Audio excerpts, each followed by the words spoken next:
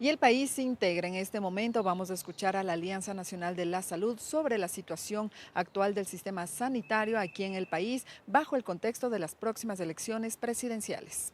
Tuvimos un fallo constitucional a favor de los medicamentos de calidad seguros y eficaces. En este fallo se hablaba que el Estado y todas sus carteras de Estado debían cumplir en menos de 18 meses este fallo. Este fallo lo contiene todo. Hablaba del cuadro nacional básico de medicamentos, el acceso a medicamentos, cuidados paliativos, la tutela judicial efectiva. Pero vemos que en 4 años no se ha logrado nada, no se ha cumplido con el fallo. Los llamados a hacer valer este fallo, como es la Defensoría del Pueblo, la Asamblea Nacional, no han hecho nada por hacerlo cumplir. Igual la Corte Constitucional lo ha tenido estancado de la misma manera. Nosotros el año pasado, en noviembre del año pasado, hicimos un plantón en las afueras de la Corte Constitucional. Ese fallo lo contiene todo. Cuando se cumpla este fallo, ese contenido que tiene, que habla de que haya un registro de enfermedades raras, catastróficas, que el Ministerio de Finanzas tenga los recursos para las enfermedades raras y catastróficas, va a funcionar de mejor manera. Pero el Estado ni los gobiernos de turno como tal lo cumplen. Entonces, basado en ello, lo que queremos es que el próximo gobierno tome asunto de ello. Tiene que cumplirse los fallos constitucionales. Y no solo hablamos de este, sino de varios compañeros de organizaciones, de varios pacientes que tienen fallos a favor de medicamentos. Lo ganan, pero no, el medicamento nunca llega, el tratamiento. Necesitamos especialistas, necesitamos hospitales, necesitamos un centro de referencia nacional de enfermedades raras, necesitamos una dirección nacional de enfermedades raras. Disculpe que solo le hablen de ese tema, pero es importante que sepan que una enfermedad rara también se convierte en catastrófica como tal. Entonces, aquí estamos luchando por todo el universo de pacientes que tengan derecho a lo que dice la Constitución. Los dos pilares de la Constitución son salud y educación. No podemos seguir mendigando que nos atiendan. En papeles se está asignando el 4% del presupuesto del PIB para salud. Desafortunadamente, la ejecución es lo que no se cumple. Cuando nosotros analizamos los datos disponibles del año 2023, la ejecución llegó al 2.9 de ese PIB. Entonces, no es cuestión de asignar recursos, hay que dar los mecanismos para viabilizar justamente la utilización de esos recursos. Y ahí es donde estamos estancados, porque existe una serie de candados legales que impide justamente, por ejemplo, adquisición de medicamentos, que prohíbe la contratación, el nombramiento de profesionales de la salud y que hace que esos recursos finalmente son retornados nuevamente a las arcas fiscales sin que se les dé el uso que debería darse. Hay que añadir que de acuerdo a la Constitución, cada año debería ir incrementando 0.5% del PIB ese presupuesto, pero obviamente si no se ejecuta efectivamente, no hay justificativo para el incremento y por eso estamos durante los últimos 10 años al menos estancados en que no sube por encima del 4%. Hemos recorrido algunos hospitales públicos y también del Instituto Ecuatoriano de Seguridad Social y hemos podido ver que los familiares se quejan de falta de insumos, de hacinamientos. Dicen que los médicos son de altísima calidad, pero que no cuentan en este preciso momento con las herramientas para poder atender a los pacientes. ¿Está garantizado el derecho a la salud en Ecuador? Y en ese sentido, ¿cuál sería el pedido a los candidatos? Dos elementos que son muy claros. El primero, tiene que haber la descentralización del Instituto Ecuatoriano de Seguridad Social. Desafortunadamente, la reforma que llevó a que el Instituto Ecuatoriano de Seguridad Social sea parte integrante del Estado es la debacle en la atención en salud que brinda a la actualidad.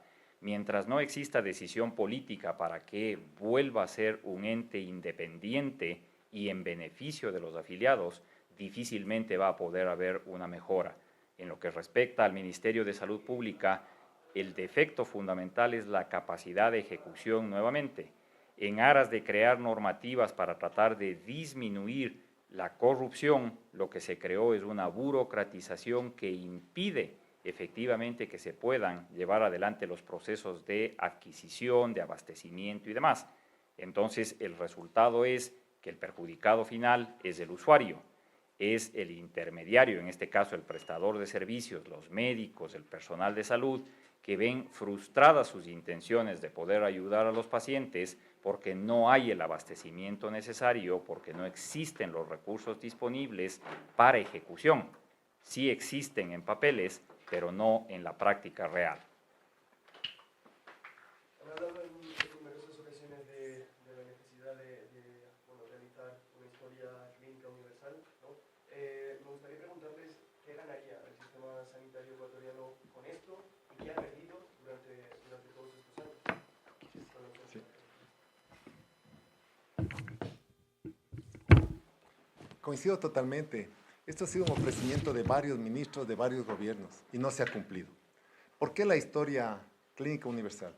Porque el paciente, si se traslada de Quito a Guayaquil, tranquilamente no requiere nuevos exámenes, requiere una continuidad de su tratamiento y no continuar de esa manera. Le pasan de un hospital a otra ciudad y tienen que volver de cero a revisar nuevamente todo su historial, hacer los exámenes. Y cuando no tienen, ¿qué tienen que hacer? Pagar privadamente esos exámenes. Primer problema. Segundo es que al no tener esta historia universal, no sabemos cuántos pacientes son diagnosticados con las diferentes patologías. Es un problema grave. No sabemos dónde se trabaja en prevención. No focalizamos las soluciones en cada una de las ciudades.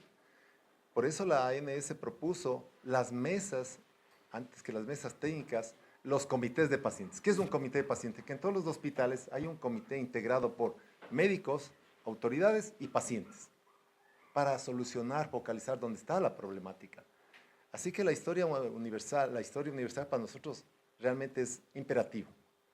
Es un tema económico, primeramente. Contratar una plataforma que abastezca, porque tiene Solca el Registro Nacional de Tumores, por su lado, los hospitales por otro lado, pero no logramos ni siquiera en el cáncer cérvico-uterino saber cuántas personas exactamente tienen. Sabemos que cada día fallecen 2 personas, no más. Entonces es una invitación a que se ejecute esto y solucionar de una vez. Segundo problema es el tema de los medicamentos. Con la historia clínica universal, el otro médico que va a atenderle a un paciente en otra ciudad sabe lo que le estaban recetando y no le cambian de medicamento. Ese es otro problema grande que podría solucionarse con esta historia universal, como hay en otros países. Yo tengo una consulta acerca de, ¿por qué es necesario que exista este presupuesto diferenciado? Muchas gracias. La pregunta viene al lugar porque desafortunadamente, si es que todos los recursos están en un fondo común, no puede existir un mecanismo de diferenciación en el gasto.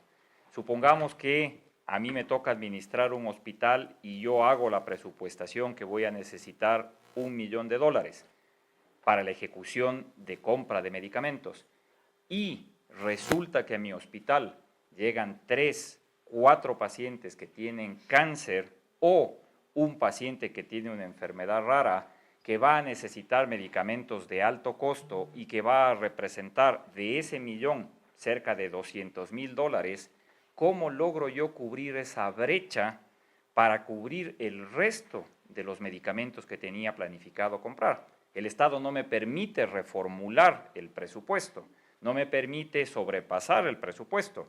Entonces, eso hace que esa persona que está a cargo de la institución tenga que tomar una decisión dolorosa, injusta, de atender a un número minoritario de pacientes con una enfermedad de alto costo o dejar de atender a la gran mayoría que son los que representan el costo minoritario. Es por eso que la propuesta es clara, que tiene que haber 2 partidas presupuestarias, una para gasto corriente de medicamentos en general y una para los medicamentos de alto costo, que deben ser administrados de forma independiente y que deben tener una rotación diferencial. Una de las propuestas que dejamos sobre la mesa para los candidatos presidenciales es el hecho de que se busque instrumentos de financiamiento justamente para esa partida presupuestaria específica de enfermedades raras y catastróficas, que no tiene necesariamente que representar la creación de nuevos impuestos, sino la diversificación de los impuestos existentes, pero con un manejo diferenciado, específico y aislado. El IES era una entidad absolutamente independiente en prácticamente todos los sentidos. Si bien el Estado es el principal aportante a los recursos del IES, pero tenía una gestión administrativa y funcional independiente. Fue que se modificó la legislación para que el IES sea partícipe de la actividad gubernamental, la que ha llevado a que progresivamente esto pierda control. En la actualidad, la presidencia del IES está a cargo de la presidencia de la República. Y entonces, ¿cómo puedo yo, como presidente del IES, pedirle al presidente de la República que se ponga al día con la deuda que tiene si a mí me nombró el presidente de la República? Eso se llama una injerencia política inevitable. ¿Cómo puedo yo tomar decisiones en beneficio de los afiliados si me debo a las decisiones que toma el presidente?